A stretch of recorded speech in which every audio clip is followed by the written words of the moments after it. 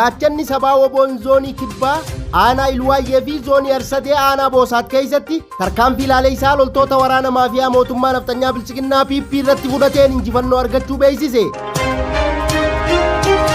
Godina Baashaggar aanaa Fantaallee fi Boosaat keessatti sabni bicuun orgobbaa deeggarsa murna maafiyaa mootummaa naftanyaa bilchiginnaa PPtiin loowwan uummata Oromoo baay'inaan 36 ta'an saamanii deemuu himan.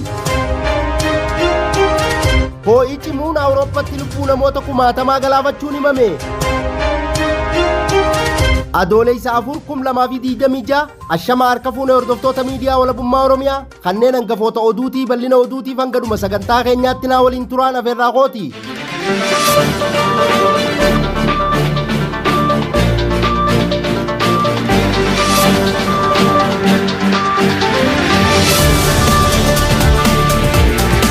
Gaachanni sabaa woboon zoonii kibbaa aanaa Ilwaayee fi zoonii Arsadee aanaa Boosaat keessatti tarkaanfii ilaalee isaa loltoota waraana maafiyaa mootummaa naftanyaa bilchiginnaa PP irratti fudhateen injifannoo argachuu beeksise. Bal'ina oduutiif Jaal Magarsaa waan qindeeffate qaba. Abdiin sabaa woboon zoonii kibbaa aanaa Ilwaayee keessatti tarkaanfii ilaalee isaa loltoota waraana maafiyaa mootummaa naftanyaa bilchiginnaa PP irratti fudhateen injifannoo boonsaa argachuu beeksise.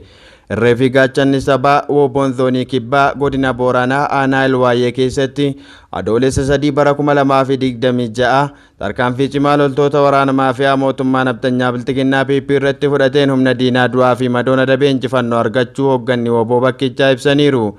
Korommiiwwan sabaa woboon lola kaleessaa kanaan mooraa diinaa ganda dheertuu jedhamtutti barii barraaqaan naannoo mooraa bir'aa keessatti tarkaanfii fudhateen loltoota waraana maafiyaa mootummaa naftanyaa bilchiginnaa PP 20 ajjeessee 17 madoo dandammii hin qabneen adabee meeshaalee waraanaa hedduu dugda loltoota mootummaa naftanyaa bilchiginnaa PP irraa hiikuun mooraa qabsoo bilisummaa Oromoof galii taasisee injifannoo milkii argachuu ajajaan woboo zoonichaa ibsaniiru. Ittuma fufuunis woboon zoonii Arsadee aanaa Boosaat keessatti tarkaanfii ilaalessaa loltoota waraana maafiyaa mootummaa naftanyaa bilchiginnaa PP irratti fudhateen injifannoo boonsaa argachuu beeksise. Reefi gaachanni sabaa woboon zoonii Arsadee godina Baashaggar aanaa Boosaat ganda Saraaraa Araddaa naannoo mana barumsaatti kan argamtu mooraa waraana maafiyaa mootummaa naftanyaa bilchiginnaa PP irratti tarkaanfii cimaa fudhateen humna diinaa du'aa fi madoo cimaan adabee injifannoo argachuu hoogganni woboo bakkichaa ibsaniiru.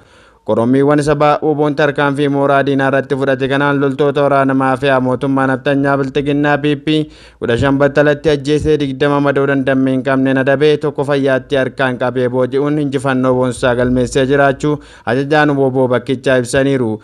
Gama meeshaatiin snaapera tokko hidhannoo guutuu waliin rasaasa AKM 150 boombii harkaa tokkoo fi kophiilee waraanaa hedduu gosa garaagaraa dugda loltoota waraana maafiyaa mootummaa naftanyaa bilchiginnaa PP irraa hiikuun galii mooraa qabsoo bilisummaa Oromoof taasiseera. Injifannoon uummata Oromoof qabsoon itti fufaa Oromiyaan biyya. Godina Baashaggar aanaa Fantaallee fi Boosaat keessatti sabni bicuun orgobbaa deeggarsa murna maafiyaa mootummaa naftanyaa bilchiginnaa PPtiin loowwan uummata Oromoo baay'inaan 36 ta'an saamanii deemuu himan. Bal'ina oduutiif Jaal Duniyaa waan qindeeffatte qabdi. Godina Baashaggar aanaa Fantaallee fi Boosaat keessatti sabni bicuun argobbaa hidhattoota murna maafiyaa mootummaa naftanyaa bilchiginnaa PPtiin deeggaraman daangaa qaxxaamuruun loon tiikfatee bultoota Oromoo 36 saamuu isaanii jiraattonni miidiyaa walabummaa Oromiyaatti himan. Uummanni Oromoo diinagdeen akka hin guddanneef saamicha bifa garagaraa maqaa buusaa gonfaa nyaata waraanaa faannoo diimaa inshuraansii fayyaa fi kanneen biroo tarreessuun fayyadamummaa uummataa malee kaabinee fi hidhattoonni waliin ta'uun irraa guuranii jireenya gadadotti kan uummata galchan yoo ta'u akkasumas maqaa koordarii jedhuun mana uummataa diiguun magaalaa keessatti ifaa qofa ibsanii ofii ammoo garaa guuttatanii uummata gabuu bulchaa kan jiran gareen saamicha aadaa taasifate. Murni mootummaa naftanyaa bilchiginnaa PP kanaan damni isaanii osoo goolaba hin arganne naannolee Oromiyaa ta'an kallattii maraan hidhachiisuun qe'ee Oromtichaa mancaasuun araddaa ulfoo saba guddaa golgoleessuu irratti argamamu. Tibbana saba bicuu argobbaa hidhachiisuun irra deddeebiin loon horsiisee bultootaa saamsisaa jiraachuu jiraattonni aanaalee lameenii horsiisee bultootaa ta'an irra deddeebiin miidiyaa walabummaa Oromiyaaf himaa turaniiru. Adoolessa 2 bara 2026 aanaa Boosaat ganda Borcataa Tulluu Diimtuu bakka addaa Borcataa jedhamtutti galgala naannoo sa'aatii 11 yeroo loowwan gara mooratti galan karatti dhokatanii eeguun afaan qawweetti dhimma bahanii uummata Oromoo meeshaa maleessa horsiisee bultoota lamaa jalaa loowwan saamanii deemuu jiraattonni miidiyaa walabummaa Oromiyaatti himaniiru. Horsiisee bultoonni saamaman kunneen maqaan isaanii obbo Jiloo Funyee jalaa loowwan 27 akkasumas obbo Boruu Waaqayyoo jalaa loowwan 9 walumaa galatti loowwan 36 jalaa saamuu isaanii jiraattonni gandichaa miidiyaa walabummaa Oromiyaaf gabaasaniiru. Akka jiraattonni miidiyaa walabummaa Oromiyaa dubbisan ibsanitti sabni bicuun argobbaa kunneen deeggarsa murna maafiyaa mootummaa naftanyaa bilchiginnaa PP'n saamicha daangaa darbe raawwachaa turuu fi saamaa jiraachuu eeruun uffata bifa gurraachaa qophiilee waraanaa waliin guutamee akka jirus kaasuun aanaa Hereeritti irra deddeebiin daangaa qaxxaamuranii saamicha daangaa darbe raawwachaa turuu dubbatu. Qaamni yakkaa raawwatameef tarkaanfii fudhatu akka hin jirree fi qaamni jira jedhamu ammoo michuu isaanii ta'uun diinummaa uummata Oromoof qabu mul'isu irratti argama jechuun jiraattonni itti dabaluun miira gaddaatiin miidiyaa walabummaa Oromiyaatti dubbataniiru.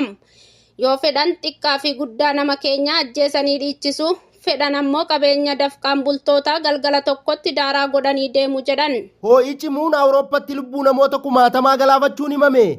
Bal'ina oduutiif Jaal Magarsaa waan qindeeffate qaba. Ho'i cimaan Awurooppaatti kumaatamaan lubbuu namoota hedduu galaafate. Ho'i biyyoota Awurooppaa garaa garaatti lammiilee kumaatamaan lakkaa'aman galaafataa jira jedhan.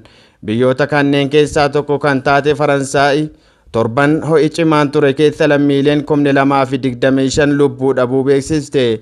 Lakkoofsi kun riikaardii dhaabbileen ragaa haala qilleensa guyyoota muraasa itti aanaan tempereecharri ho'a cimaan akka itti fufu akeekkachiisaniiru.